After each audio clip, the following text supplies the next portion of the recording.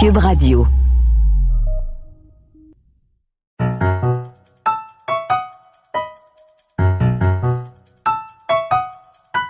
Ici Mathieu Bock-Côté et bienvenue aux Idées mènent le monde.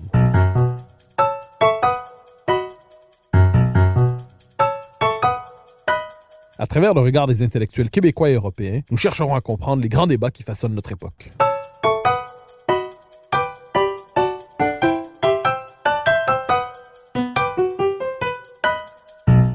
Depuis Un cynique chez les lyriques, son essai consacré à Denis Arcand, et plus encore son magnifique ouvrage « Voir le monde avec un chapeau », Carl Bergeron s'est imposé comme une figure à part de la littérature québécoise, et plus largement de notre vie intellectuelle.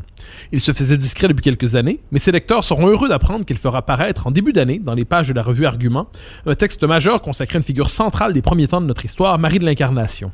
L'occasion était belle de l'inviter à passer à cette émission pour terminer l'année avec lui et savoir où il en est rendu dans ce qu'il avait appelle encore probablement la traversée de l'épreuve. Carl Bergeron, bonjour. Bonjour.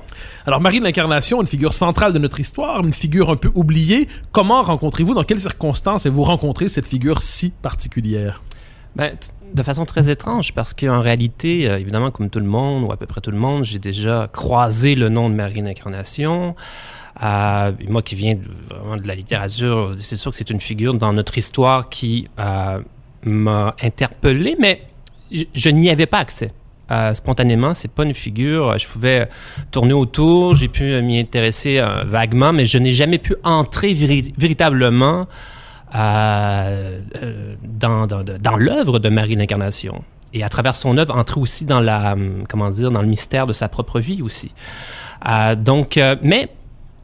Ce qui est arrivé, c'est que l'année passée, c'est que je suis tombé comme ça par hasard à la librairie Port-de-Tête sur un exemplaire de la correspondance de Marie de l'Incarnation.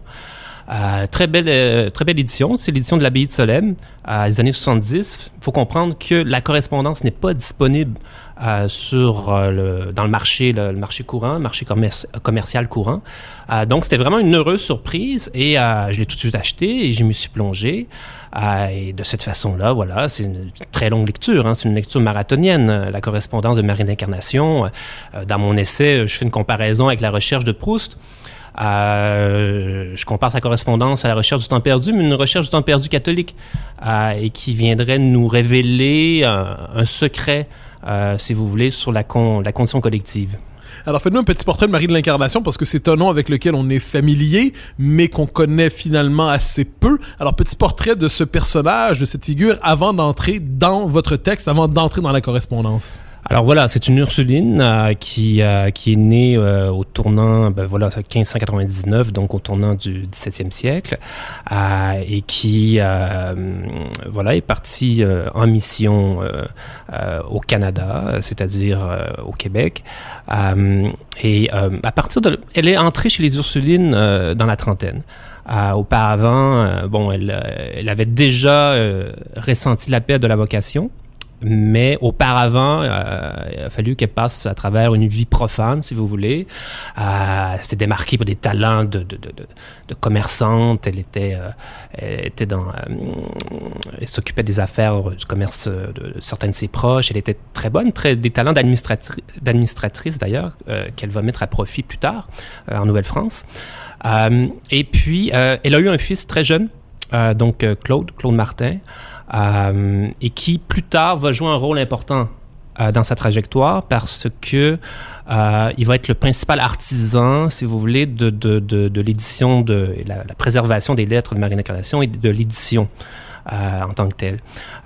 Donc c'est en bonne partie grâce à lui qu'aujourd'hui on peut lire la correspondance. Donc voilà, elle a fondé le premier couvent féminin en Amérique du Nord, et puis le reste appartient à l'histoire. Quelques références biographiques encore avant d'entrer dans le cœur de votre travail. Alors, elle entend la vocation.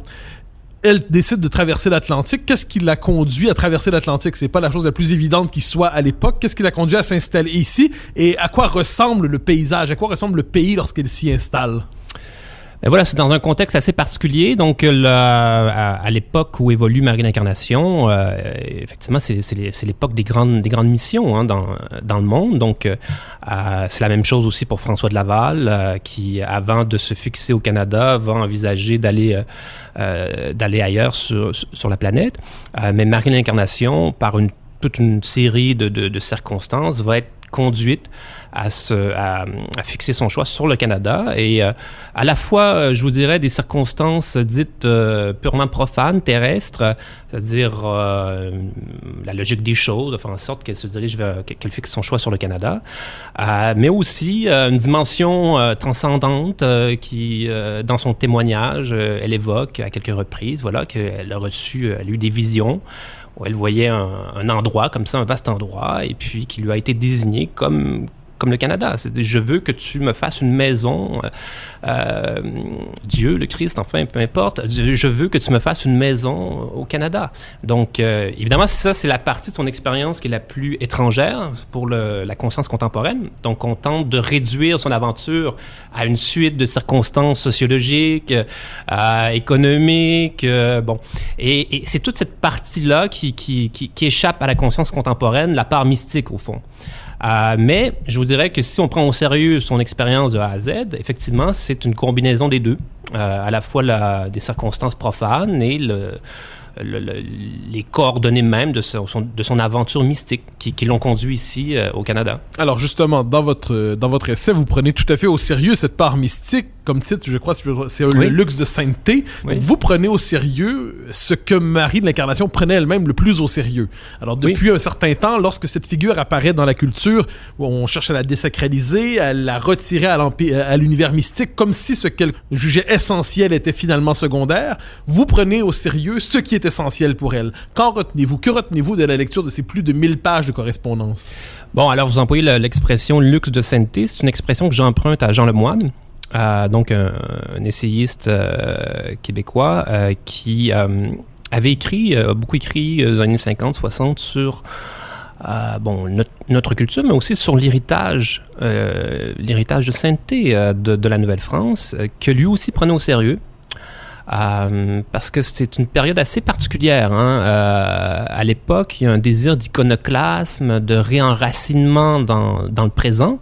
Donc, il y a une réaction qui se produit à l'époque, c'est-à-dire les années 50-60. Donc, un désir de reconquête du principe de réalité historique, parce qu'il y avait un sentiment d'aliénation assez justifié, de mon point de vue, chez les intellectuels de l'époque qui se sentaient prisonniers d'une mémoire idyllique géographique de l'Amérique française, dont fait partie Marie l'Incarnation, et qui leur était servie dans les écoles, dans les églises.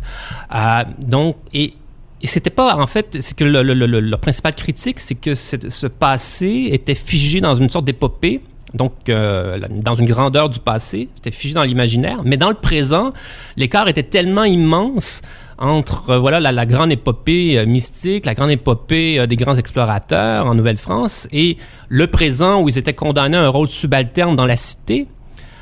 Donc, une réaction de dévalorisation de cette mémoire. C'est ce que, par exemple, c'est le sens de Jacques Ferron dans son livre Historiette. Ferron est il sort le marteau, il tape sur cette mémoire figée de l'Amérique française pour dégager un espace où il pourrait commencer à respirer. Et c'est pourquoi Ferron fait remonter le début de notre histoire aux patriotes. Il dit, voilà, ça c'est une histoire qu'on peut s'approprier, elle est concrète, elle nous appartient. Donc, il y a une réaction à l'époque qui se produit. Et le moine, avec le recul, apparaît... En fait, c'était pas son moment. Dans les années 60, c'était Ferron qui devait gagner. Aujourd'hui, 60 ans plus tard, moi, j'ai envie de dire, je vais prêter l'oreille à ce que le moine a à dire. Est-ce qu'aujourd'hui, ça serait pas le moine qu'on devrait écouter d'une certaine manière? Parce que le moine, dans les années 60, en fait, au tout début des années 60, dit... il fait 2 prédictions, 2 prophéties. La première, très juste, il prédit que l'Église s'apprête à s'effondrer. C'est ce qui va arriver dans les années suivantes. Mais quelque chose de beaucoup plus audacieux, il prédit que cet héritage de sainteté à son époque, on commence à chercher à dévaloriser, à disqualifier. On cherche à présenter ces mystiques comme des folles, des illuminés, des névrosés. Il dit que cet héritage va revenir dans la conscience collective plus tard, une fois que les stigmates du cléricalisme, par cléricalisme, j'entends évidemment l'expérience religieuse telle qu'elle s'est développée au Canada français dans le sillage de la conquête jusqu'au milieu du 20e siècle. Donc, une fois, une expérience pénible, à bien des égards, génération de Ferron, Anne Hébert, jusqu'à Parti pris, la revue de Parti pris, c'est quasiment 2 générations et qui avaient des griefs très légitimes par rapport au cléricalisme. Mais le moine dit, une fois que ces stigmates, autrement dit, ces souvenirs douloureux se seront dissipés, alors ce sera l'occasion historique justement de faire une place dans la conscience collective pour cet héritage qu'à l'époque, ils n'étaient pas prêts à recevoir ou à métaboliser. Et c'est à ce moment que vous arrivez, si je peux me permettre. Oui, d'une certaine manière. Avec votre texte, donc vous dites, on reprend Marie de l'Incarnation, on la relit, on la redécouvre. Mais sans le désir de sortir le marteau piqueur pour attaquer un fantôme, en fait, attaquer quelque chose d'autre que moi, envers lequel j'ai rien. C'est-à-dire, je n'ai pas de compte à régler avec le cléricalisme. J'ai pas eu à subir non plus ce que les gens qui ont vécu le cléricalisme ont subi. Donc, je n'ai pas à régler des comptes d'une certaine manière. Donc, j'ai simplement à lire Marie de l'Incarnation et puis la lire pour ce qu'elle était. Et qu'est-ce que vous y trouvez? Bon, premièrement... Alors, quel est le sens de votre essai? C'est-à-dire, si vous résumiez l'esprit de votre essai, qu'est-ce qu'on y retrouve? Je vais quand même répondre à la première question. Ce que j'y trouve, pour moi, Marie de l'Incarnation, c'est d'abord un immense écrivain. C'est le style, tout de suite, moi, qui m'a séduit. J'ai tout de suite compris que j'étais devant... écrivain authentique. D'ailleurs, elle a été lue en tant qu'écrivain, notamment en France. Henri Brémond, dans son Histoire du sentiment religieux, compare à Madame de Sévigné. Effectivement, elle appartient au XVIIe siècle, elle appartient au grand siècle, qui est une grande période de la littérature française. Et le génie français se manifeste à l'époque, notamment par l'art de la correspondance. Toute une littérature aussi qui émerge en Nouvelle-France, d'ailleurs, à cette époque, passe par la correspondance, passe par les relations de voyage, passe par les mémoires. Donc en lisant Marie de l'Incarnation, je n'étais pas dépaysé de ce point de vue. Parce que moi-même, j'aime beaucoup cette partie de cet héritage de la littérature française. J'aime beaucoup Saint-Simon, j'aime beaucoup les grands moralistes français, j'aime beaucoup le XVIIe siècle. Donc, j'ai tout de suite été... En fait, je n'étais pas du tout en territoire méconnu, là, en territoire étranger. Je me suis tout de suite senti à l'aise dans sa prose, même l'orthographe aussi, enfin tout me séduit là, dans la prose de Marie de l'Incarnation, la beauté de son style et puis son intelligence, sa vivacité, son humour aussi qui transparaît souvent, et évidemment l'expérience mystique en tant que telle, et j'ai décidé comme ça de m'y intéresser pour vrai, c'est-à-dire de pas l'exclure a priori, et de prendre au sérieux toute son expérience mystique. Et en fait, plus que ça, plus que de le prendre au sérieux, c'est-à-dire de partir du même point qu'elle et de le placer au centre de son aventure. Donc, ça vient pas en deuxième, ça vient pas en troisième, ça vient pas en dixième. Chez Marie de l'Incarnation, ça vient en premier. Donc, j'ai décidé de prendre ça au sérieux. Et voilà, c'est le fruit de cette lecture dont je témoigne dans mon essai. Et un essai qui n'est pas qu'une hagiographie, qui n'est pas qu'un récit sur Marie de l'Incarnation, mais véritablement un essai sur l'évolution de la conscience historique au Québec à travers la figure de Marie de l'Incarnation. C'est pour cette raison que je reviens sur Ferron, sur Parti pris qui a repris cette critique beaucoup de l'Amérique française ou de ce qu'ils appelaient les compensations mythiques.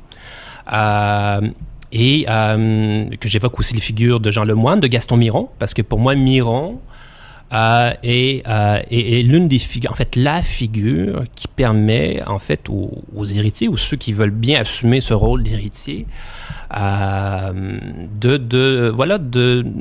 procéder à un renouveau en profondeur de la culture québécoise. Parce que tout le problème du sujet québécois ou du sujet canadien-français, c'est qu'il était, d'une certaine façon, inachevé.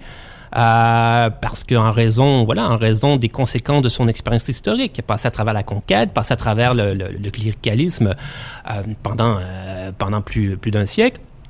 Donc, c'est un sujet mutilé là, qui arrive dans les années 50, le 60. Là. Il faut comprendre l'urgence des intellectuels de l'époque de se lancer dans une reconquête de l'être et des conditions concrètes à l'intérieur desquelles une vie authentique, créatrice, pourrait commencer d'émerger. Mais là, plus tard, comme ça, 60 ans plus tard, moi, je me tourne vers cette période Et je me dis, voilà, c'est peut-être l'occasion de... Moi, personnellement, je me sens prêt à le faire et c'est un peu l'amorce de cette démarche qui se trouve dans mon essai sur Marie l'Incarnation. Vous l'avez dit, le sujet québécois est un sujet mutilé. Vous le présentez pour les années 50, les années 60. Pourtant, vos lecteurs qui ont lu Voir le monde avec un chapeau, par exemple, mais aussi auparavant un cynique chez les lyriques, mais je pense ici à Voir le monde avec un chapeau, dans votre dernier livre, 2016, surtout Voir le monde avec un chapeau. En fait. Dans 2016, il y a une notion qui est centrale, qui est la notion de l'épreuve. Et vous nous dites que finalement, la figure le Québécois, qui veut naître à la culture, qui veut naître à la vie de l'esprit, qui veut renaître à lui-même à certains égards, doit traverser une épreuve. En majuscule, c'est un thème qui a marqué la plupart de vos lecteurs, sinon tous vos lecteurs. D'une certaine manière, on aurait pu croire, certains ont cru qu'avec la Révolution tranquille, on était délivré de l'épreuve. Mm-hmm. Et ce que vous nous dites dans Voir le monde avec un chapeau, l'épreuve est encore là. Alors j'aimerais vous relancer, d'autant que ces derniers temps, plusieurs attendent, sinon la suite, à tout moment, quelle sera la prochaine étape de votre réflexion. Bon, très bien. Où en sommes-nous rendus? Où en êtes-vous rendus avec la notion d'épreuve, avec l'épreuve? Où en sommes-nous rendus avec l'épreuve? Pour les auditeurs, je vous dirais tout simplement que, Voir le monde avec un chapeau, pour moi, en tout cas, c'est un roman d'apprentissage, effectivement, qui raconte ce que j'ai appelé l'épreuve, c'est-à-dire l'aventure à laquelle tout jeune Québécois sensible, destiné d'une manière ou de l'autre à la vie de l'esprit, doit passer pour s'instituer comme un sujet mature, libre, souverain, et pour accéder au sentiment et à l'expérience de l'universel. Parce que ça ne va pas de soi. C'est la prémisse de l'épreuve. La maturité et l'universel ne vont pas du tout de soi pour un Québécois. Donc, ce sont deux réalités transcendantes qu'il doit conquérir de haute lutte. Donc, dans un pays normal, en fait, c'est mon hypothèse, c'est que dans un pays normal, c'est-à-dire avec une grande tradition, je sais pas moi, soit la France, l'Angleterre, même les États-Unis, évidemment, il y a toujours un chemin initiatique pour n'importe qui arrive au seuil de la vie adulte. Ce que je dis, c'est que dans un pays comme le nôtre, c'est-à-dire un demi-pays à bien des égards, où effectivement il y a une expérience de la dépossession, donc c'est un sujet mutilé qui arrive après cette expérience de l'histoire ou en marge de l'histoire. Donc, il faut mettre les bouchées doubles, d'une certaine manière, pour atteindre cette fameuse vie en plénitude, cette fameuse vie authentique que recherchaient aussi ces intellectuels des années 50-60, mais ils arrivaient tellement de loin qu'ils ne pouvaient pas tout achever comme ça en 25 ans.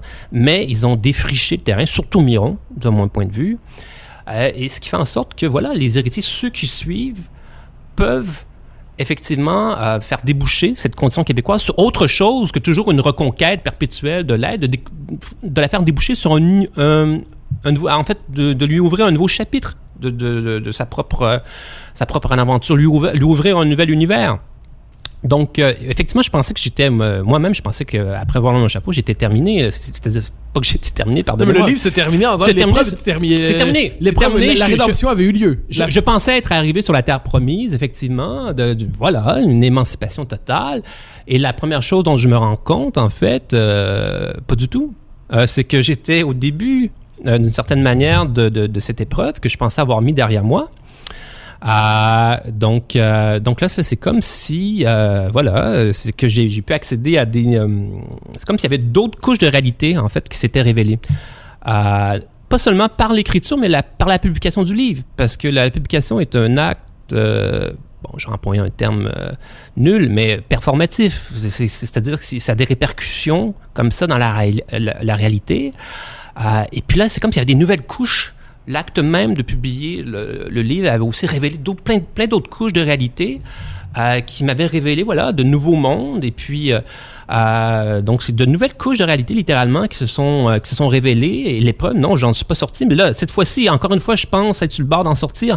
Mais est-ce que, on verra bien après la parution du prochain. Mais le prochain, justement, va être l'occasion d'approfondir cette fameuse expérience du sujet québécois qui est à la reconquête de l'être et qui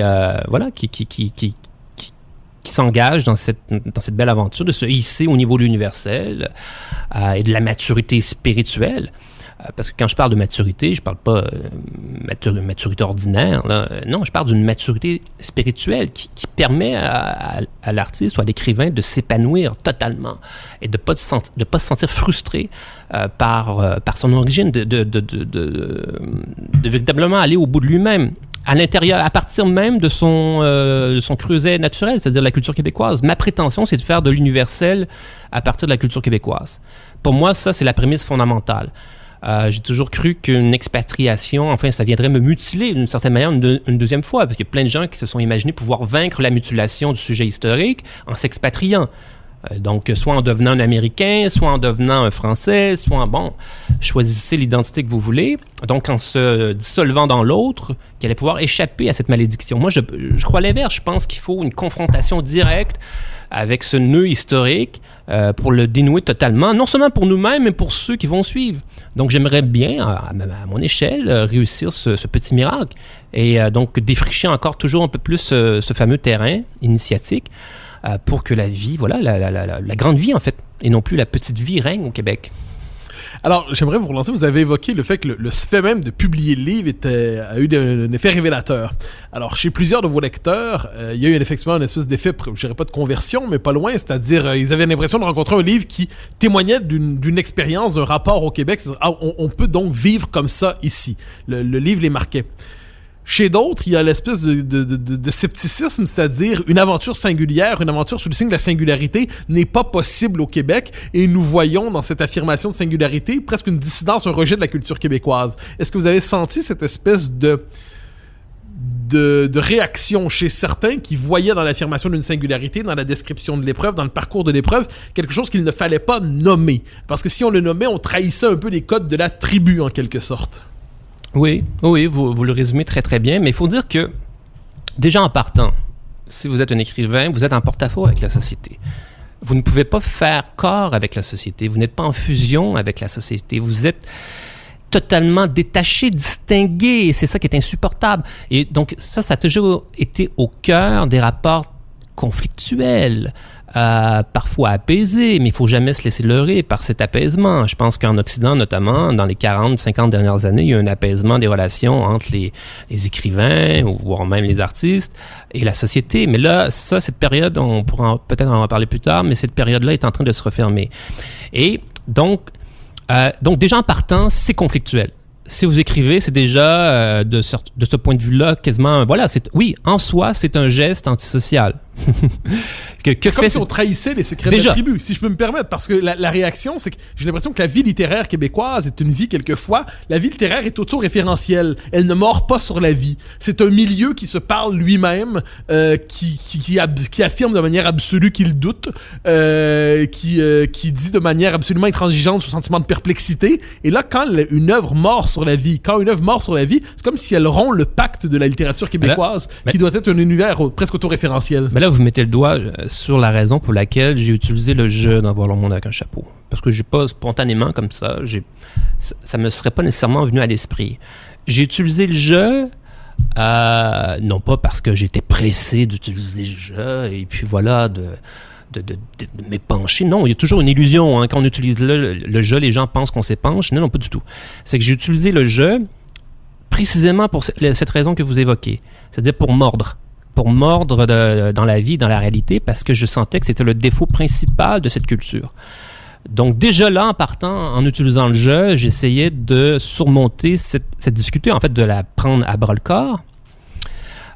Et donc j'ai vu, encore une fois, pour revenir à ce que je disais au départ, il y a un double niveau à cette difficulté du fait que, du fait de la condition québécoise. Ce que vous mentionnez est très juste.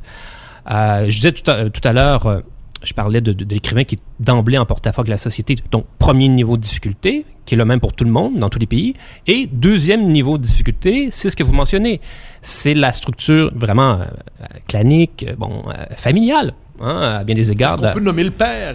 Comment nommer la mère? Il y avait la lettre au père qui était un passage absolument central de votre livre précédent. Certains l'ont vécu à la manière d'un scandale. C'est-à-dire, comment peut-on remettre en question le roman familialiste québécois? C'est ça. Un écrivain peut pas endosser le roman familial. Ça, déjà en partant, si vous demandez à l'écrivain d'endosser le roman familial, on peut étendre le roman familial aussi au roman national, au roman collectif. C'est pas son rôle. Il n'est pas là pour ça. Il n'y a pas ça en lui. Il doit persévérer dans son aide, comme disait l'autre. Donc, c'est pas sa fonction. Sa fonction, puis on n'a pas à être un iconoclaste pour autant. On n'est pas un provocateur pour autant. c'est les conditions de l'acte créateur qui sont ici en jeu.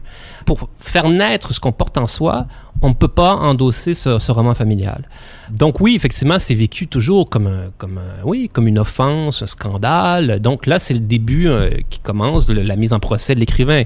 Ça, c'est bien évident. Et si vous n'êtes pas prêt à faire face à cette mise en procès, parce qu'il y a des gens qui trouvent ça très difficile, c'est-à-dire qu'il y a des gens qui se mettent à écrire et qui sont confrontés à ce type de réaction, qui sont effondrés. Ils s'excusent presque, ils se rendent compte qu'ils ont transgressé quelque chose qu'ils n'auraient pas dû transgresser, ils vont demander pardon, voilà, puis ils disqualifient, ils renient leur livre. Alors, c'est simplement des gens qui n'avaient pas ce qu'il fallait. Si vous devenez écrivain, vous devez avoir ça en vous. Vous devez avoir cette... Voilà, vous ne pouvez pas comme ça vous effondrer tout de suite parce que ça brasse là, après que le livre a été publié. Il y a une guerre, il y a une dimension comme ça, guerrière, que vous devez assumer. Vous devez défendre cette légitimité parce que, comme je disais tout à l'heure, cette légitimité, puis c'est encore plus vrai à l'époque que nous traversons aujourd'hui, où une remise en cause de la légitimité de la figure de l'écrivain, de la littérature, ça a toujours été le cas, mais là, celle-là encore plus. Votre légitimité, vous devez être prêt à la défendre. Alors, vous le dites, le statut de l'écrivain, c'est vrai au Québec, mais c'est vrai ailleurs. C'est-à-dire, on le voit un peu partout dans le monde occidental aujourd'hui, le statut de la littérature en lui-même est questionné, il est remis en question. Est-ce que l'écrivain, par exemple, quelle est la part légitime de l'autobiographie, la part légitime du jeu? Est-ce que la seule littérature authentique est dans la pure fiction? Qu'est-ce qui appartient à la littérature? Qu'est-ce qui appartient pas? Est-ce que, à certains égards, aujourd'hui, dans le monde qui est le nôtre, qui est un monde où chacun, par ailleurs, se croit appelé à témoigner de sa propre vie à coups de photos Instagram, de tweets et ainsi de suite. Est-ce que la littérature est en train de voir son statut se brouiller, devenir de moins en moins saisissable? Est-ce que le statut de la littérature en lui-même, dans le monde occidental à tout le moins, ou à tout le moins en France et au Québec, est-ce qu'il est en train de basculer? Oui, mais c'est bien évident. Moi, je vois un symptôme depuis une vingtaine d'années, ce qui me frappe beaucoup. C'est la montée en force, la notion de fiction. Lorsque vient le temps de parler littérature, j'ai vu ça à un moment donné dans les journaux, je me suis rendu compte qu'on ne parlait plus de littérature, on parlait simplement de fiction. Fiction québécoise, fiction américaine, fiction française. Les journalistes utilisent simplement le mot de fiction tout le temps. Et fiction, vous savez, c'est un mot générique là, qui veut pas dire grand-chose et surtout qui n'est pas spécifique à la littérature. Le cinéma fait de la fiction, les publicitaires font de la fiction, les spécialistes en communication qui font du storytelling font de la fiction aussi. Alors, vous voyez ce que je veux dire, c'est que toutes les frontières deviennent brouillées. Employer le mot de fiction pour parler de la littérature, c'est ne rien dire. C'est entretenir ce brouillage. Et c'est un brouillage qui est intéressé, d'une certaine manière, parce que ça s'inscrit dans un mouvement de l'époque qui tend à l'abolition de ce que j'appellerais de toutes les verticalités, de toutes les hiérarchies, de tous les statuts d'exception. Donc, ce qu'on cherche à faire à travers ça, c'est de coopter la littérature, qui, comme tous les arts, les grands arts, est un art d'une certaine manière aristocratique. On cherche à coopter la littérature, la détacher de son histoire, de sa tradition propre, et par conséquent d'une légitimité qui lui est transmise à travers les siècles. On cherche à la détacher de ça pour en faire un instrument périphérique au service de la société médiatique, du spectacle, de la société de consommation. Donc, en fait, on parle, c'est ça, les médias vont être tentés de faire ça, d'entretenir ce brouillage et de renoncer à défendre ce que j'appellerais la valeur littéraire.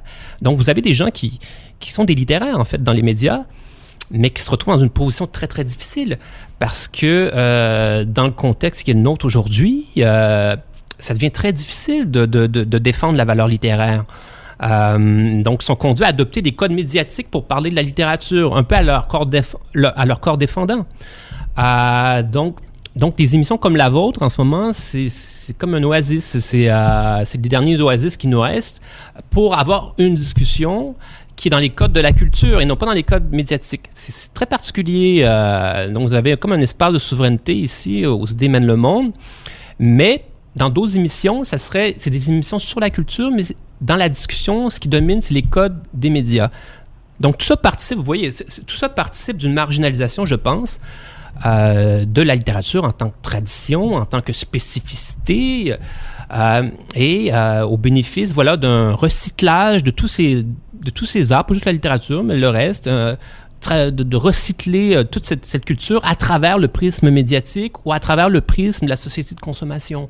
Donc, l'écrivain, à travers tout ça, se trouve complètement largué. Celui qui poursuit une démarche qui lui appartient en propre est amené à assumer sa solitude et à assumer le fait qu'il n'a pas à composer avec ce système, qu'il a à poursuivre son œuvre, pour creuser son sillon.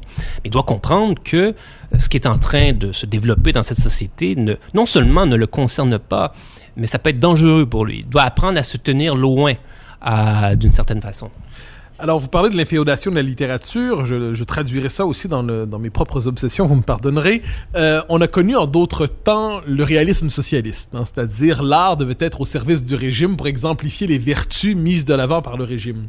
Est-ce qu'on peut dire qu'aujourd'hui, on cherche encore à inféoder idéologiquement la littérature, mais probablement les arts en général, en leur demandant de porter les bonnes valeurs, les valeurs attendues, les valeurs prescrites, les valeurs autorisées, les valeurs recommandées, et inversement laisser de côté les œuvres qui ne viendraient pas servir de haut-parleur à ce qu'on pourrait appeler l'idéologie dominante?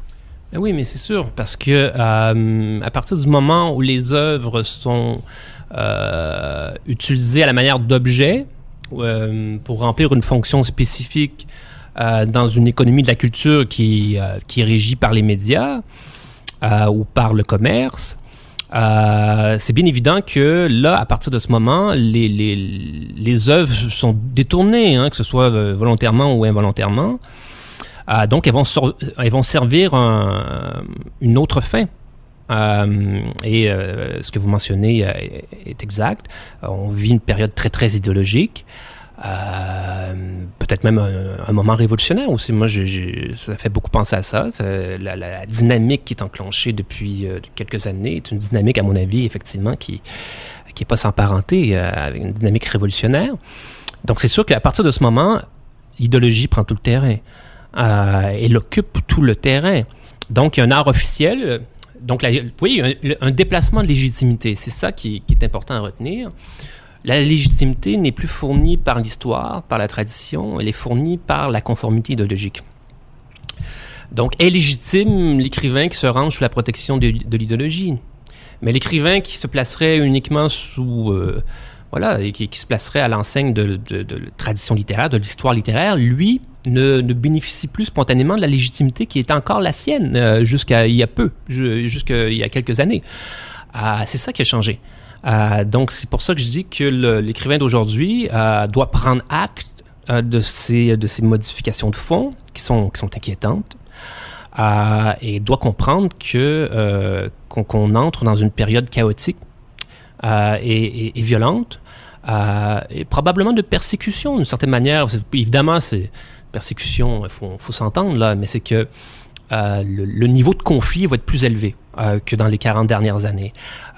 Donc, oui, un art probablement officiel, idéologique, encensé à pleine page dans les médias. Et malheureusement, beaucoup d'écrivains, pour survivre matériellement, économiquement, seront amenés à remplir des commandes un peu de cette sorte, pour se maintenir une sorte de visibilité, vont être amenés effectivement à se conformer à ce qu'on attend d'eux, à ce que l'idéologie demande d'eux.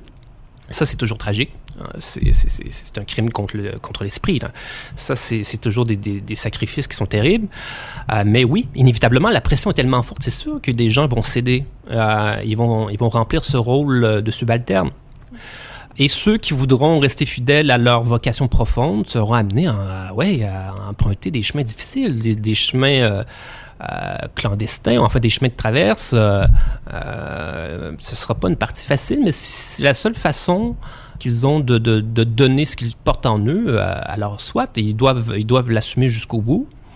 Mais c'est sûr que le prix à payer est lourd. C'est soit une marginalisation, donc vous êtes enterré dans le silence, personne ne parle de vous, ou soit vous êtes attaqué ou insulté, tourné en dérision.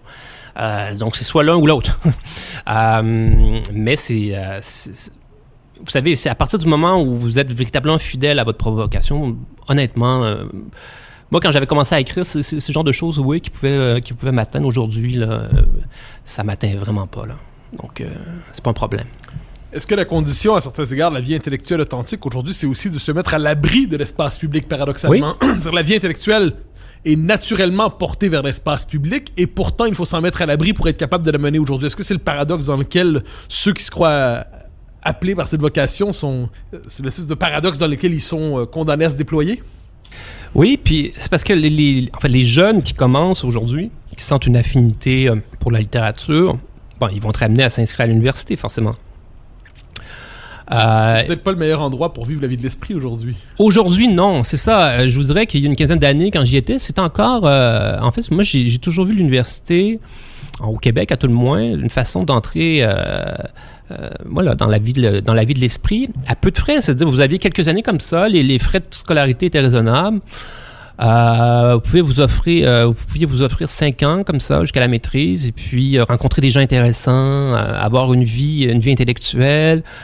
Donc, c'était pour moi une période de liberté, mais je vous dirais que l'essentiel, et je le dis en tout respect pour les professeurs puis certains très bons que j'ai eu l'occasion d'avoir, pour vrai, moi, je trouve que l'essentiel se déroulait en dehors de la classe, d'une certaine manière. Parce que c'était là qu'on se lançait dans les discussions les plus fortes, les plus authentiques, les plus riches aussi. Donc, il y a les médias, c'est-à-dire il y a l'université, puis malheureusement, étant donné la place, je trouve, démesurée que les médias peuvent prendre, les médias ont un rôle à jouer, mais là, à partir du moment où le développement de la technologie fait en sorte que les médias sont partout. En fait, chacun est devenu un média avec les réseaux sociaux. Donc là, il y a comme une démesure médiatique qui s'empare de toute la société. Et là, les jeunes ont l'impression qu'ils ne peuvent exister que par les médias. C'est vrai des écrivains, mais pas seulement des écrivains, de tout le monde, en fait. Ils ont l'impression que pour exister, il faut être visible sur les médias sociaux, il faut être mis en scène, etc. Donc, les jeunes esprits qui s'engagent dans la vie intellectuelle, là, il y a deux dangers. Il y a le danger de l'université, qui a eu une mutation quand même idéologique dans les dernières années. On le voit avec la censure sur les campus, le politiquement correct. Enfin, vous connaissez tout ça. Donc, première difficulté pour eux. Et deuxième difficulté, c'est cette séduction médiatique qui pourrait leur faire croire que c'est là que ça se passe, en fait. En fait, ça se passe pas là. Ça se passe pas à l'université, ça se passe pas dans les médias. Non, ça se passe dans l'intimité de l'esprit. C'est que, premièrement des choses, ils doivent se trouver des gens à qui parler. Parce que ça, c'est... des interlocuteurs, ça a toujours été le gros problème au Québec parce que c'est une petite société. Donc, pour ceux qui s'intéressent à ces choses-là, c'est de se trouver des interlocuteurs. Donc, première chose à faire, c'est de se trouver des interlocuteurs pour briser leur solitude.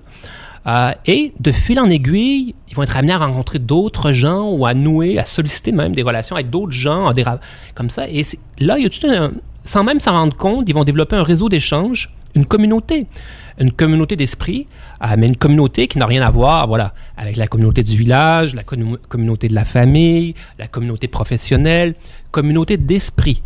Et c'est à partir de ce moment que, voilà, ils vont pouvoir compter sur une souveraineté à partir de laquelle se déployer. Mais ils doivent oublier là que aujourd'hui, ils doivent oublier que tout passe par l'université, tout passe par les médias. Non. Prenez vos distances, gardez votre spécificité, ne tombez pas dans ces mirages. On n'existe pas dans le regard des médias, on existe dans le regard de ceux, premièrement, qu'on aime, le regard de ceux qui nous estiment, et j'inclus dans le regard de ceux qui nous estiment les lecteurs qui nous font l'amitié de nous lire.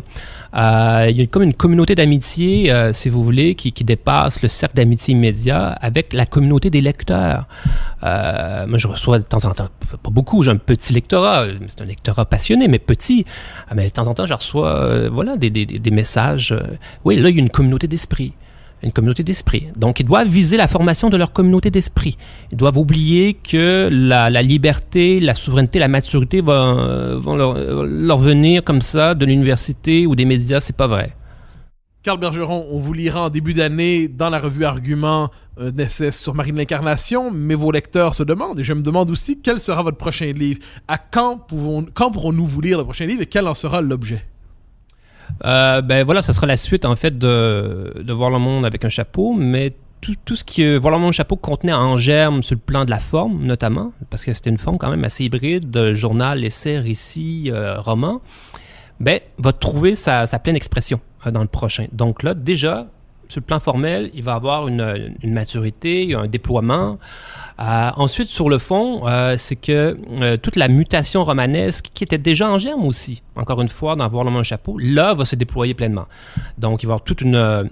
il va y avoir toute une histoire, enfin, que je vous révélerai pas maintenant, mais il va y avoir, oui, effectivement, tout un canevas qui va réconcilier à la fois l'expérience québécoise, que j'ai beaucoup approfondie d'avoir le chapeau, mais aussi l'époque que nous traversons, donc la situation en Occident. Là, il va véritablement y avoir un double romanesque qui va être engagé dans un récit et qui va se déployer, mais dans les termes véritablement romanesques. Donc, il y avait un germe romanesque dans Voir le chapeau, et dans le prochain, là, c'est le parachèvement de ce projet romanesque, mais qui ne répond pas à la définition de ce qu'on entend généralement par roman. Et qui, par ailleurs, se poursuit sous le signe de l'épreuve? Oui, mais avec une sublimation romanesque totale. Alors, Carl Bergeron peut vous lire en début d'année dans les pages de la revue Argument votre texte sur Marie de l'Incarnation, le luxe de sainteté. J'invite nos auditeurs à lire ou relire Voir le monde avec un chapeau, 2016 au Boréal. Ou lire ou découvrir aussi Un cynique chez les lyriques. Rappelez-moi l'année. 2012. 2012 chez Boréal aussi. C'était un plaisir de vous recevoir au Se démène le monde. Je vous remercie. Et bonne année à vous tous. Au grand plaisir de vous retrouver en début 2021.